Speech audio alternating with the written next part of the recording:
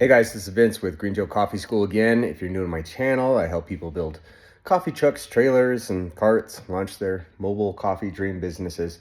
So today's blog is the final walkthrough. This is our final walkthrough for a coffee trolley that we've been working on over the last 6 months. It's been a great contract. It's been a really educational project. Really enjoyed doing it. But it has finally come to an end. So come Monday morning, we're putting on some roof extensions. I can't put them on inside the trailer or inside the garage because I have a 10-foot garage door and a 9.5-foot trailer. So if I were to put them on now, then I wouldn't be able to get the trailer out. So anyhow, so yeah, well, come Monday, today's Friday. And so come Monday, it's the last day we're going to have it. And so this is kind of the final day that we'll have the trailer with us. And then, after that, it gets shipped off to vinyl wrap and then finally delivered. So I wanted to give a quick walkthrough. Actually, it's probably not going to be a quick one. I'm probably going to take my time on this one and just kind of show you some of the ins and outs of the trailer and what we did and the final product. If you've been following along, I've done a bunch of videos on it so far. Some I haven't released yet, but I've definitely done a lot of videos on it so far. We bought this, let me just kind of give you some back history on it. We bought the trolley. Well, first we had to put in what's called a request for proposal. That's new to me. So it's basically, they put out a request for a proposal and we put a proposal in. And when you put it in, you have to run all the numbers, show how much you're going to make, or how much you're going to charge them, what all the equipment cost. I really had to go through on that one, all the nuts and bolts and everything. And so it was a very detailed proposal. I'd like to say it took me the greater part of 2 weeks to really dial in on that one and kind of put that out. It came out to like 14 pages or something. Anyhow, but they ask questions like, what have you done so far? And what's your experience? And that type of thing. And then they ask, what are you going to deliver? And to break it down in deliverables. So week 1 is this and week 2 is this, blah blah blah. So it was a large project to just get that proposal out. We got the proposal out. We did an interview afterwards, and then we finally sealed the deal. And the way this thing works is you have to float the cost on each deliverable. So I set up the deliverables to be done in 2 different ways. One would be like an acquisition, and the acquisitions would basically say something like, one would be an acquisition, and the acquisition would say something like, equipment acquisition. And so I would charge them for the acquisition. Okay, we got the equipment. And then I would do like a installation. So one was for just pure labor, pure materials. And then the other one was for labor. So that's how we set it up. And so it'd be like, first one was like trailer acquisition, and then the second one was like window acquisition. And so that way I can get like paid in little chunks along the way and not have to float the whole cost of the project, because the project was pricey, so well over 100K. So in order to kind of actually move it along, I separated equipment acquisitions into different forms. HVAC acquisition, the big chunks. So that's how we did it. And we did the trailer, the windows, and the carts first. And that was, really, that was the big chunk of things. After we got that squared away, everything kind of flowed together pretty quickly. Within 6 weeks, we went from just an empty trailer to having everything kind of laid down and built out the way you're going to see it here. So, but the long gist of it was kind of getting the trailer, getting the windows, and then getting the carts built. That was really the long haul of it all. Anyways. So, so let's kind of go over some of this. What I'm going to do, let's see what's the best way to do this for you guys. Let me give you an overview first and just kind of show you what the trailer looks like inside and out, and then we'll dig in from there, okay? So I should probably think about like, if I was a, new coffee entrepreneur, what would I want to see out of this trailer? Well, I would definitely want to see the equipment and the plumbing and the electric. That's always the top concern. So there's the generators over there. You can see we got 4 Predator Harbor Freight generators. So here's the outside of the trailer. And let me just make sure, because, yeah, perfect. Yeah, you guys got a good view. And then here's one side of the trailer. And then let me show you the other side. So come over here and show you the other side. Cool. All right, so yeah, let's just start from the outside actually. So outside here, you're gonna see that we have these different windows. These windows were actually a pain in the butt to find. These trolley windows, you know, it has the round arches and everything. We did end up finding them. It took a long time for them to come in. Then I had to find this window. This is a concession window. You know, I really felt like the trolley look, I wanted to maintain that with having those windows all the way through. I saw some trolleys that had kind of these like roll-up windows, and I was like, yeah, I'm not feeling that. I really felt like with the trolley that the look itself, the windows are going to really establish the concept of the look. So the key was finding a concession window where I can keep these windows and just kind of bury them into the concession window. So we did get one. We got one from JR Aluminum. That's who we got this from. And J&R Aluminum, excuse me. And these guys have been absolutely great. Now, we originally, I didn't get them directly from them. I bought them from someone else that marked me up. And man, was that a mistake, because the guy was a great guy, but for the life of him, he could not keep track of his product. And so couldn't give me accurate times on when it was going to come in and whatnot. And so finally what I ended up doing is just reaching out to J&R Aluminum Products. And I reached out to him directly and said, hey, can I become a wholesaler with you guys? And they said yes. So we now have wholesale relationships with these guys that we offer to our students in the master class. And so that's awesome. So it was a good learning curve. But yeah, so that's the thing about the windows. On the outside here, these are little convenient plugs that we have plugged in, just 110 outlets in the event they want to, you know, plug something outside. We got these flat lights up here. Let's take a look here. So just hooks and hangers for coats, purses, and stuff. Nothing crazy about this. So take a look at these guys. So this is, here, I gotta kind of back out like this. Okay, cool. So this is the front of the trolley, and you know, I'm sorry, my garage door's right here, so that's all I can show you. So these are just little lights that we put in. They're not plugged in. You know so number one, to get this to work, this was 12 volts, so I'd have to convert it to 110. That's 110, but then I would have to run electric lines behind my sinks, and I just did not want to do that. So they're just for look-sees only, is basically what those are. These windows were a little bit of a pain in the butt to put in. We did have to put in our own bars along the front of the window. So we have some steel tubing that we inserted. That way we can reinforce this wall, because we're putting so many holes into it. But that turned out to be great. Really like the way that those came out. Now, most of the trolleys, they have like, not most of them, but a lot of trolleys have like square windows. I really did. I tried to find the square windows, could not find them for the life of me. So it is what it is. We just got a couple extra round windows. But yeah, so that's the windows here. This is an access panel, and this basically just goes to the plumbing panel in here. Some more windows. That's my gray water for my tanks. My septic tanks, not my septic tanks, but my gray water tanks live underneath there. Hey, I would show that to you guys, but that is in another video, and we actually made this huge mess of spray foam, that stuff, great stuff. This is still drying, so until it's done drying, I don't want to get under there, because if you've ever got that stuff on you, you know how it's really hard to get off. So yeah, so that's the outside. We got these, so we got T-sliders. That's what the windows with little T's in them are called. And then we got these ones which don't have the T-sliders.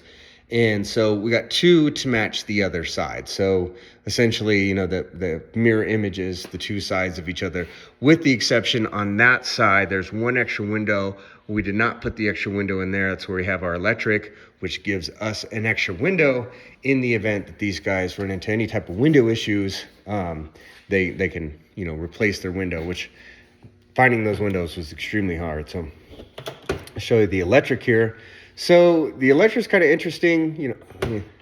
Okay, this might fall on me, but let me just kind of.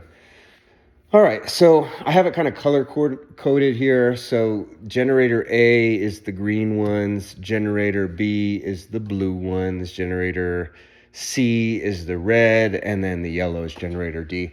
And so each generator has a 110 and a 220. So let me just show you generator B here, since it's the easiest. All right, so this is the 220, and this one fits into the, I'm going to put it this way. It's a little easier for me to say. This is the 240 volt, and this one goes directly into the Predator 240 volt outlet, the 30 amp outlet that they have on the 9500. And this is the 30 amp, and that goes directly into the 30 amp 120 volt outlet that they have on the Predator. So each Predator feeds two of these inlets. So I'm going to show those to you, and I'm going to go show you the Predator so we can tie that together. You can see exactly what I'm talking about. All right, so here's the Predator. So one of those outlets fits right there onto the 30 amp 240 inlet, and the other fits on this one, the 30 amp 120. So each generator has two plugs coming from it. The reason we did that is because this has two circuit breakers on it, and this has a circuit breaker on it. The circuit breakers on this one actually come from these guys. These two legs feed that, and so they have a 30 amp there. And then this one has its own 30 amp. So essentially, I can draw 30 amp 120 here. I can draw, the way to say this is I can draw two different circuits of 120 volts, 30 amps from this plug, and one circuit of a 120 volt, 30 amps without popping the circuit breakers. And so we tested it. It works. It did it. It worked great. The way I was able to find that was I had to actually get the schematics from Harbor Freight and dig into that. That was not easy. But yeah, so we have that. So each one of these generators feeds two boxes. Okay, so that's, to be honest, that's complicated. And I'm gonna shoot you guys straight. If you're looking on doing this, that's something that I would take to my mechanical department at my city hall or county first, because they may not like it. It's up to code. It's totally up to code. There's nothing against it. However, we did that same setup on Washington LNI on one of our coffee trailers. They didn't like it. They just wanted one 50 amp plug per generator. But those generators don't have 50 amp plugs. And the reason I went with those generators is because you get the warranty on them. So if they go bad for whatever reason, you gotta swap them out. You got a 2-year warranty. So, which means you can, and you know, when you got to think about the logistics of that, when you go to, you know, find out if your generator is bad, it's usually the day before when you're testing everything out and loading everything up. So, you know, being able to find a generator last minute, if you got something that's like Westinghouse or something like that, you got to send away for that. And so it's just very convenient to be able to go down to your local Harbor Freight and pick up a generator. That's why I went with the Predator 9500s. That's why I did the wiring that way. So let me show you the wiring here. I got to kind of sit out like this just to make sure you guys can see it. All right, cool. So here, these are the two generator A outlets. This one feeds the coffee pot. And on that same one, it's a little wonky, but it also feeds, so there's a 20 and a 20 here. You can't see them, but there's 120 and then another 20 amp. So one of them feeds the coffee pot. The other one feeds a hot water heater. And then this one's for the lights. Okay, so that's all fed from the 240. And then from the 120 of that generator is the fridge. Okay, and what are the true wattage on these things? So generator A is here. You can see it's color coordinated. Everything here has color coordination. So generator A is the first one, the coffee pot here. This is 12 amps. And these guys are a little bit less, but they're almost about the same. But you rarely run these two at the same time. So I'm not too worried about those being on the same outlet. You know, most of the time, like, you grind some coffee, you put it in the coffee pot, you push the button, and you brew some coffee. Okay, so here's a bun. Curtis got these off a web restaurant. This one came in broken. We wrote them. They sent me another one. Cool. So that's generator A. Cool.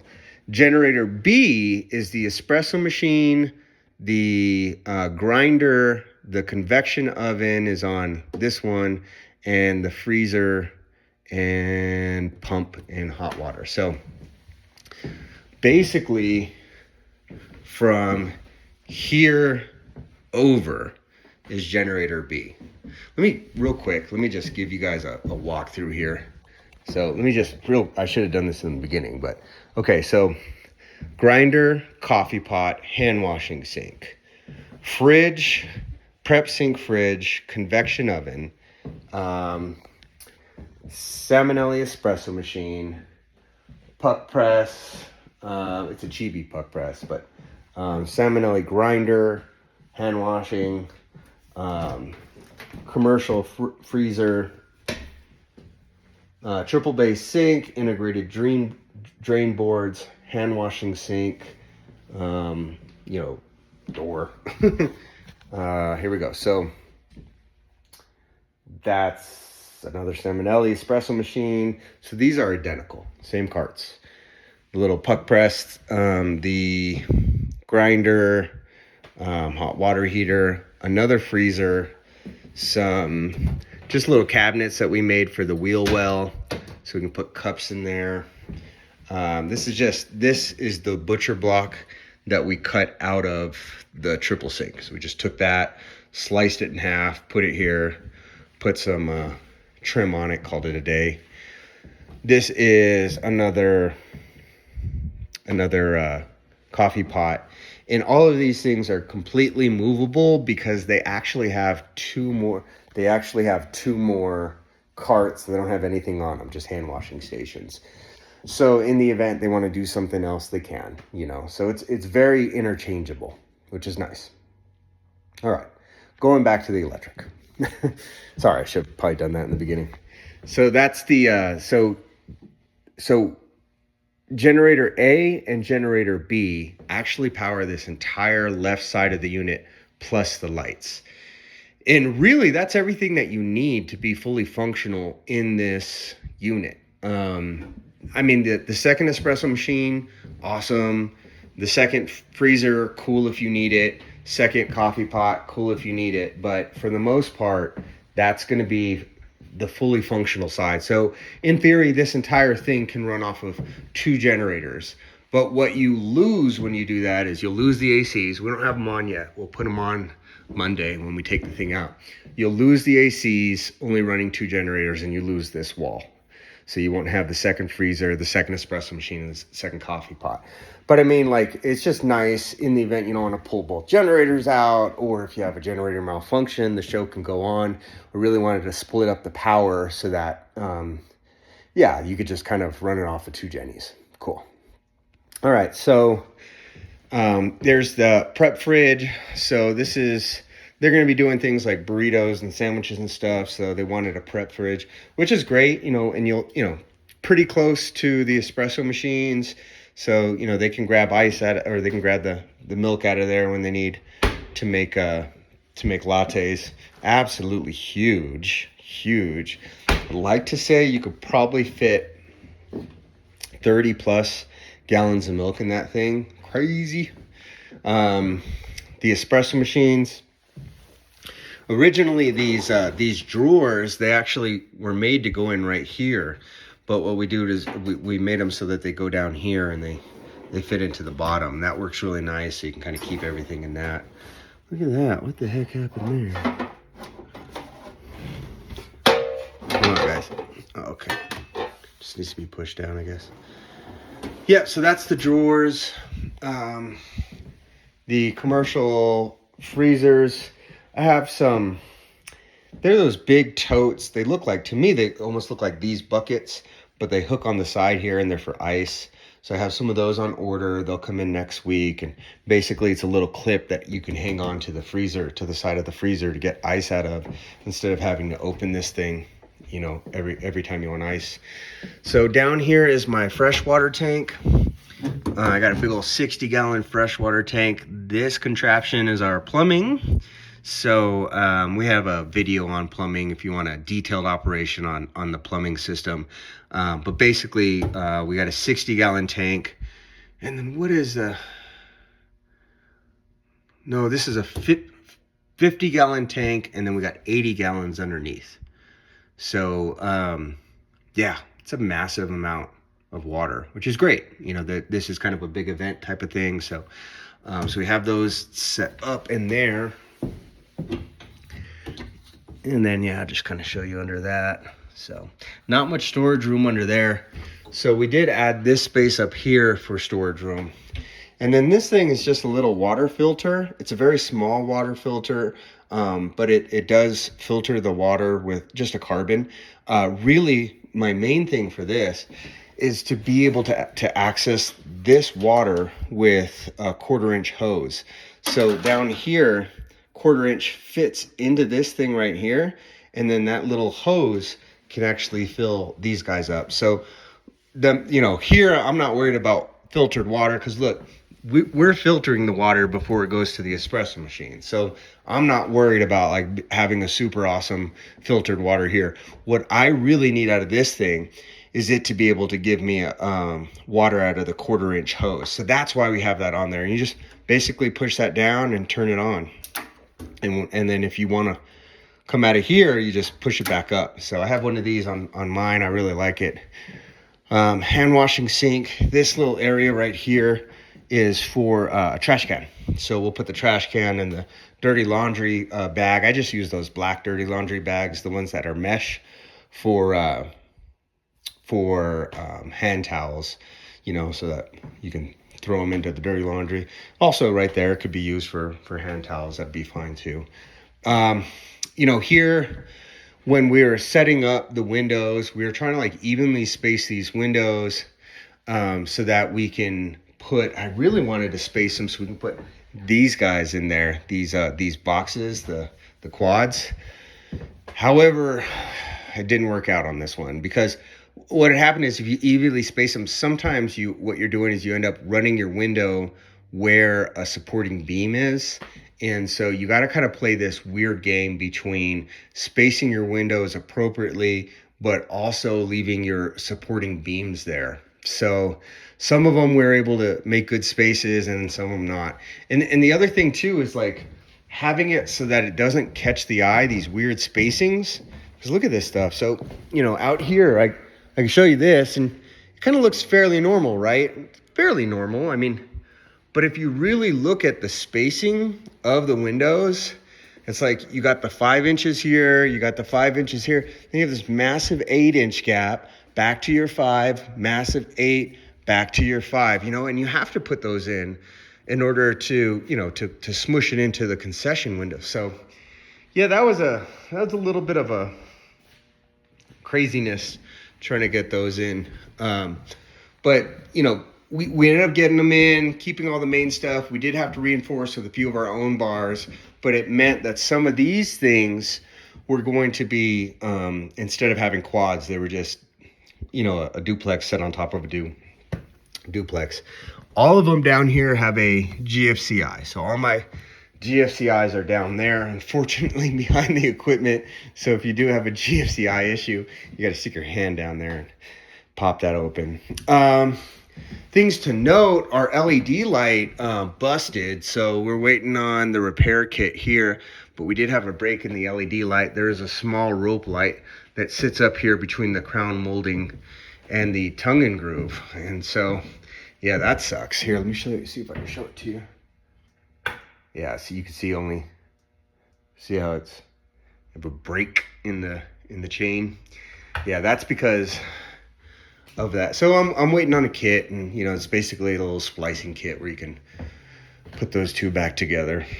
Let's see, the floors are vinyl flooring. We did have to cove them. We did have to put in, the plastic welds. You can see some of my welds are fairly decent and some of my welds are atrocious, but yeah, that's the welds. And so you use a plastic welder for that to put in the vinyl. You have to buy this stuff called PVC rod, and basically you melt it into there. So that was a whole new skill set, which is great. I mean, like I said, some of them can, like things like this, I'm like, okay, that's pretty good. And then some of them I'm like, please do not look at it. So when I went to do that, I made sure to practice on the areas that you're not going to see first, and then leave the areas that you're going to see for the last ones.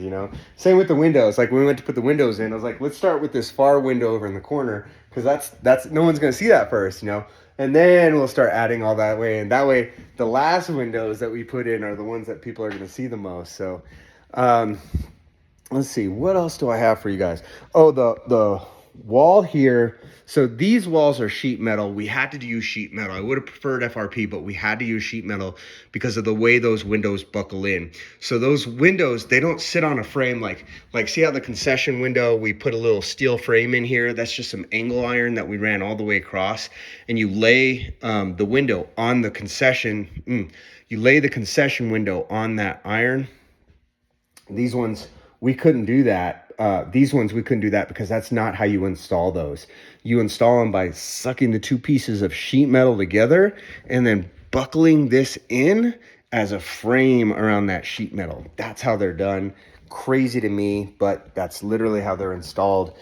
So it's quite the opposite. Move out of that. Having too much framework right next to your window stops you from getting a good bite. It was really weird putting those in, but yeah. So we want FRP, but we ended up switching to this. This is actually FRP molding, and if you can see that's where we just put that molding in like that, like that sound effect, and then we just that hides the two pieces of sheet metal, and then we just did caulking afterwards. So you can kind of see it back here. Piece of FRP and then a piece of caulking over here. Same here. This is two pieces of sheet metal that are meeting together, and so we just stuck that molding in and with the caulking. That's how we did that one. So that worked out great. But this bad boy had to be FRP, and because I don't want sheet metal here, because super slippery. I want something with some grip, and FRP has a little bit of texture to it.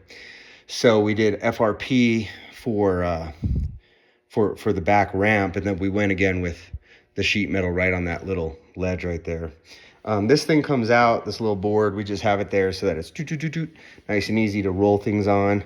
To build these little ramps, we just use utility mat, or I learned about that mat from like gyms and horse trailers, that type of stuff. It's just that thick rubber mat, and you just slice it with a razor blade. You fold it over so that you have an arch in it, and then you slice the outside of it and it just opens up like a taco. So we built those together, a little bit of Gorilla Glue to get them all together, and then that's what we use to kind of make these guys level. And they're not 100% level, but they don't need to be. They're it's all works off the pump. So the worst thing that can happen is you'll get a little bit of water that might collect in that edge of the sink, but other than that, that's perfectly fine. Let me see, anything else that I can think of that you guys want to know? Why the equipment? We picked Salmonelli, love them. I'm a wholesaler of those guys. I'm a wholesaler of La Mazorco and Astoria too. I do favor these because they're so simple to use. Volumetric machines, they're hardy, easy to find technicians on, fairly inexpensive. They're middle of the road. They're not top of the cream of the crop, and they're not bottom of the barrel. And I like them. Love the way they draw shots, and I think they're great, hardy machines, and they look great too. So that's why we picked those. The grinders, obviously time-based grinders. They're not, the standard. However, they come from Salmonelli, and so having the same manufacturer and the manufacturer warranty just made it easy. So I with those ones, simplicity is the king on this trailer. So I didn't want to overcomplicate things. Would I like a grinder that's weight-based as opposed to time-based? Sure. Would I like a dual boiler instead of a heat exchange on the espresso machine? Sure. But, ultimately I got to kind of keep in mind my clients. So, all right. I think that's about all I got for you guys on this one. It's like a 30-minute video, so I think that's quite long enough. All right. Well, anyhow, thanks so much for following along. If you're interested in getting into the mobile coffee scene, my name is Vince, and I own Green Joe Coffee School. And we have ebooks and courses, and we also teach a live barista in-person class. So check out the website for all that good stuff. But other than that, I am going to take off. Thanks for tuning in. Vince out.